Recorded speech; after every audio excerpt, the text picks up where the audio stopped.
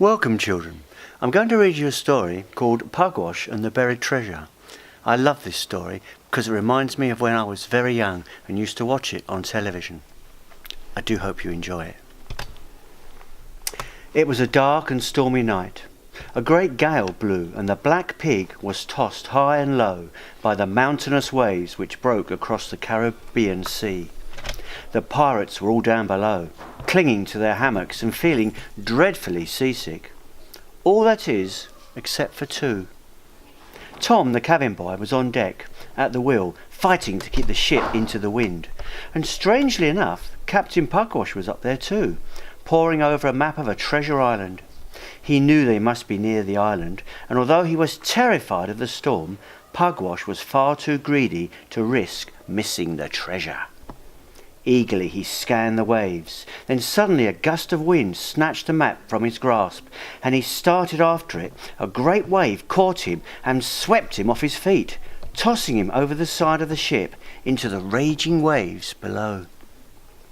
Poor Captain Pugwash. He hated cold water, and he was a very poor swimmer. And he knew that in a storm like this, even Tom wouldn't be able to turn the ship back to save him. By now the black pig was disappearing into the darkness, and Pugwash felt that his last hour really had come. Then, all of a sudden, his hand struck something hard. Land! It wasn't dry land, but it was at least firm. In the darkness the captain could just see the outline of a tiny rocky island. Desperately he dragged himself up onto it, and a moment later he fell into an exhausted sleep. When the captain awoke, it was dawn. The terrible storm was over. The sea was dead calm, and there he sat all alone on his little island. Or was he alone?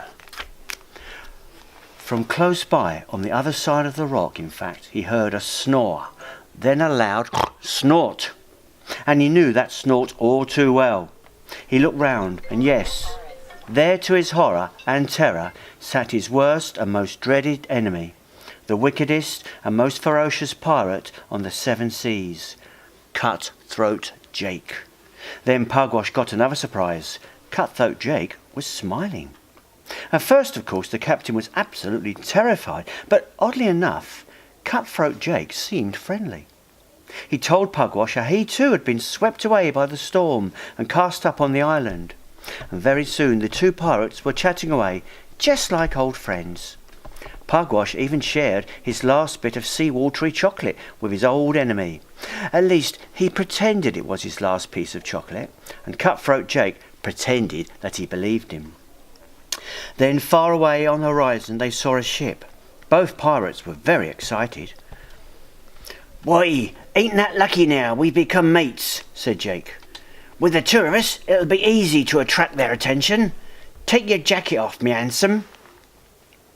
Jake stood on the rock, and Pugwash climbed onto his shoulders and waved his coat wildly. And the ship seemed to be getting closer and closer and closer, although in the early morning light it was difficult to be absolutely sure. Captain Pugwash was beginning to feel rather dizzy, so finally both pirates stood hand in hand on their little island and shouted for all they were worth. Soon the ship was so close that Cut-Throat Jake roared with delight and gave a bloodthirsty chuckle. "Why," he growled, "it's me own ship, the Flying Dustman, and my own shipmates come to save me. Ha ha ha ha, ho ho." "And me too?" asked Pugwash nervously. "Save you?" roared Jake. "You didn't believe all that claptrap about bygones be bygones, did he? That was just to get you to help me make 'em see us. Nah, it's me that's for saving, and you that's for marooning on this here island. Ah!" By this time, Jake's pirates had arrived in the longboat, and a moment later Cut-Throat Jake was being helped aboard. "You can't leave me here," cried Pugwash. "Why, that I can, and that I will, you old scallywag," replied Jake.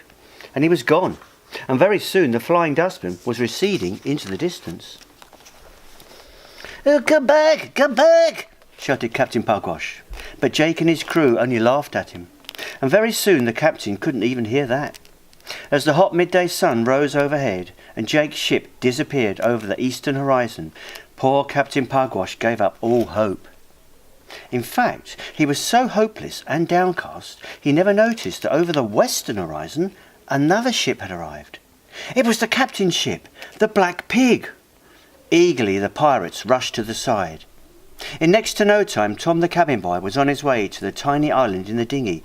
"Oh, well done, Tom lad," cried Pugwash. "I might have known none of you would rest until you had found your gallant captain." "Well, as a matter of fact," said Tom, "it wasn't you we were looking for. We found your map after the storm. It was caught in the rigging. And with the map, we found the island. And as for the treasure, Captain, why, you've been sitting on it." And sure enough, they found under the rocks and sand an ancient rusty chest, which was absolutely stuffed with treasure. That night they all had a very merry party aboard the Black Pig. As the pirates played with the sparkling loot and counted it all up, Captain Pugwash told them his version of the story, how he had cleverly spotted the island in the storm, dived into the raging sea, swam ashore, took possession of the island, defending it against cutthroat Jake, and finally how he had driven off Jake and his entire villainous crew.